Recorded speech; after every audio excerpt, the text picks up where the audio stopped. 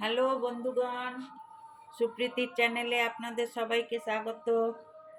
আশা করি আপনারা সবাই খুব ভালো আছেন, সুস্থ আছেন।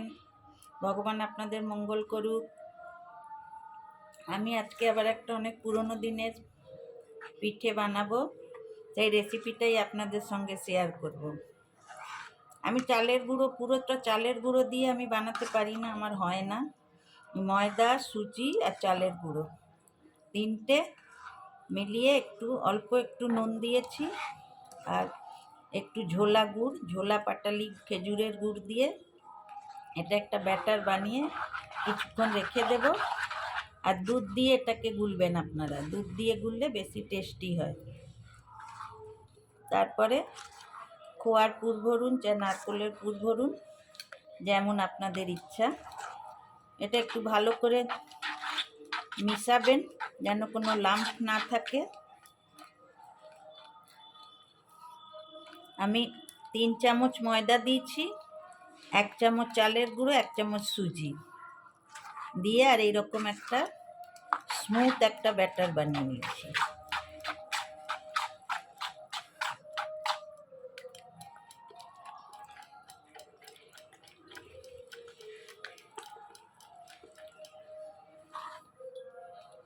খুব বেশি পাতলা করবেন না, আর খুব বেশি মোটাও করবেন না। খুব বেশি মোটা করলে আবার পাটিসাপটা পিঠেগুলো মোটা মোটা উঠবে।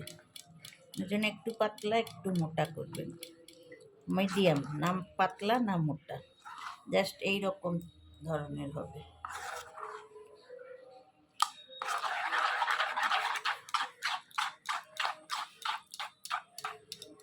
যদি দুধ না থাকে তাহলে আপনারা জল দিয়েও গুলে করতে পারেন, তবে দুধ দিয়ে করলেও টেস্টটা একটু বেশি ভালো হয়।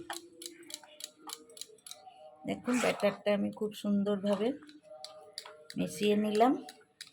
এরপরে কিছুক্ষণ রেখে দেব, তারপরে যখন বানাবো তখন আপনাদের সঙ্গে আবার শেয়ার করব।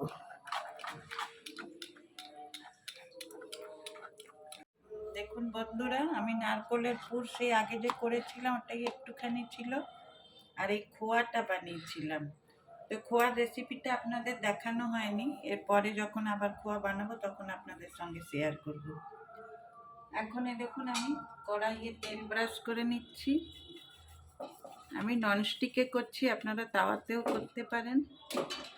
তেল ব্রাশ করে নিয়ে আর এই যে গোলাটা করেছিলাম এটা 1 হাতা দিয়ে দেবো।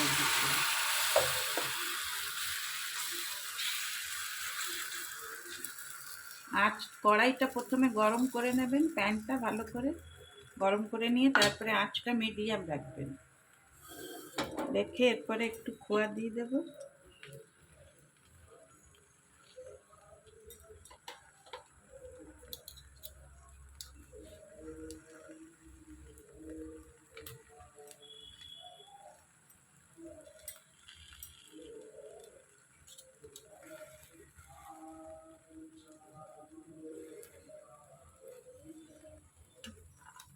খোয়া দিয়ে দিলাম।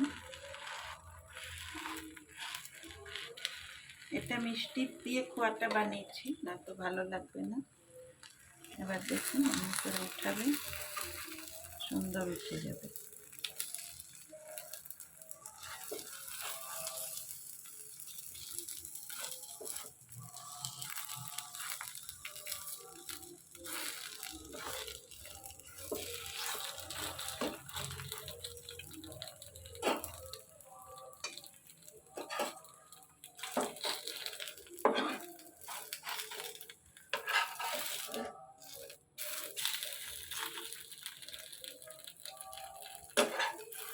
এটা যদি আপনারা পুরো চালের গুঁড়ো দিয়ে করেন তাহলে এটা একটু বেশ কড়া কড়া হবে, কিন্তু আমি যেহেতু একটু ময়দা মিলিয়েছি, একটু সুজি মিলিয়েছি, ওই জন্যে একটু নরম নরম হয়েছে।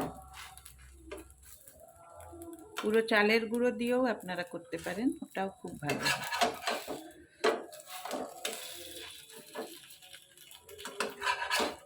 এখন এইভাবেই আমি সবগুলো বানিয়ে নেব।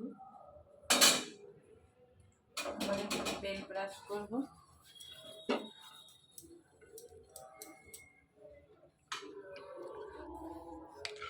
আবার এক হাতটা দিয়ে দেবো।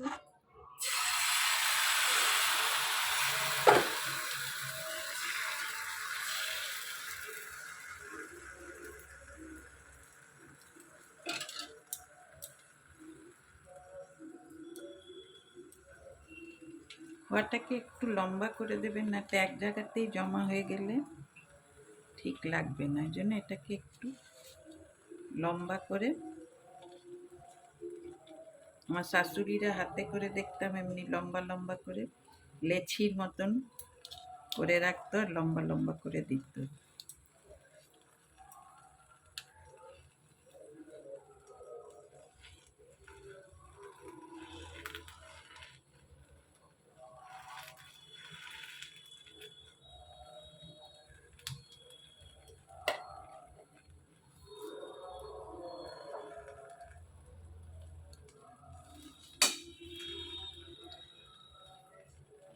এটাও দেখুন হয়ে গেছে।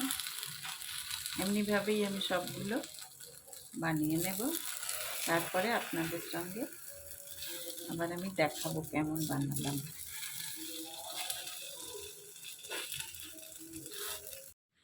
দেখুন বন্ধুরা, এই সবগুলো ভেজে নিলে আমার হাজব্যান্ডের খাওয়া হয়ে গেছে, এবার আমি আর আমার বউ খাবো। আর হয়ে গেল। দেখবেন আপনাদের যদি এই রেসিপিটা ভালো লেগে থাকে তাহলে একটা লাইক, শেয়ার আর সাবস্ক্রাইব করে দেবেন। Thank you, by.